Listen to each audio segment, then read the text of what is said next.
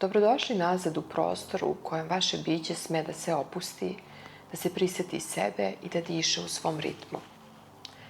Danas ćemo govoriti o nečemu što mnogi od nas osjećaju, a retko prepoznaju. O blokadi kreativnosti. Blokada kreativnosti ne mora da izgleda dramatično. Ponekad se samo pojavi kao tiho stanje zastoja.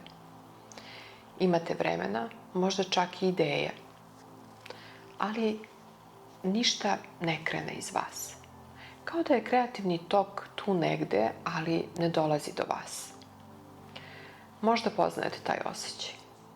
Želite da stvarate, ali ne znate šta. Ili ono što zamislite, odmah vam se učini kao da nije dovoljno dobro. Početna iskra se ugasi još pre nego što se pretvori u prvi korak.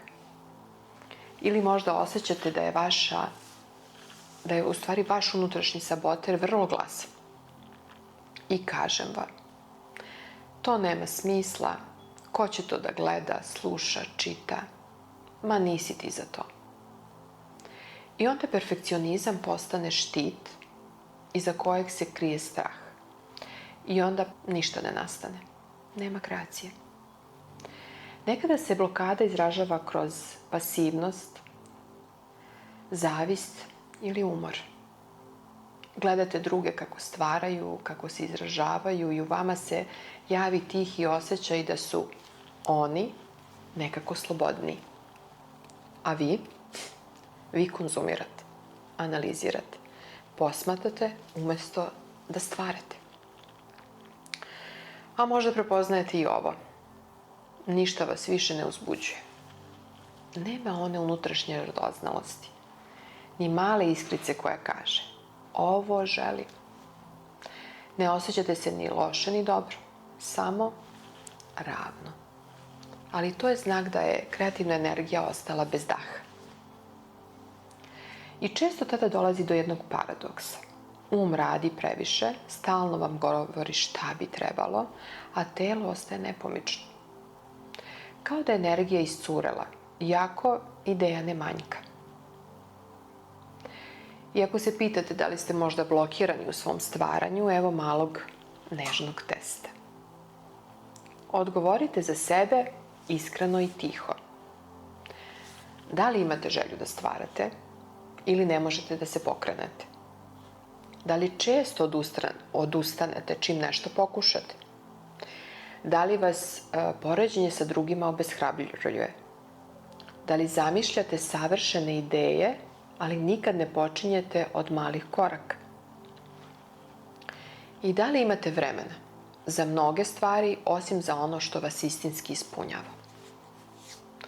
Ako ste odgovorili sa da na 3 ili više pitanja, moguće je da vaša kreativnost čeka na vas i za neke tihe emocionalne ili mentalne blokade. Ali šta je dobra vest? Da se kreativnost ne gubi. Ona je kao reka. Možda se trenutno je povukla pod zemlju, ali još teče. I vi još možete je pozvati natrag u svoj život. I evo jedne jednostavne vežbe za deblokadu u 5 koraka. A zove se dopusti sebi bez cilja. I uzmite danas 10 minuta. Samo za sebe. Izaberite bilo koji oblik kreativnog izraza. Crtajte, pišite, pevajte, plešite. Šarajte, pravite kolaž. Potpuno je nebitno. Ono što je bitno je da nema cilja. Niko to neće videti, ne mora imati smisla i ne mora ispasti lepo. Samo se prepustite.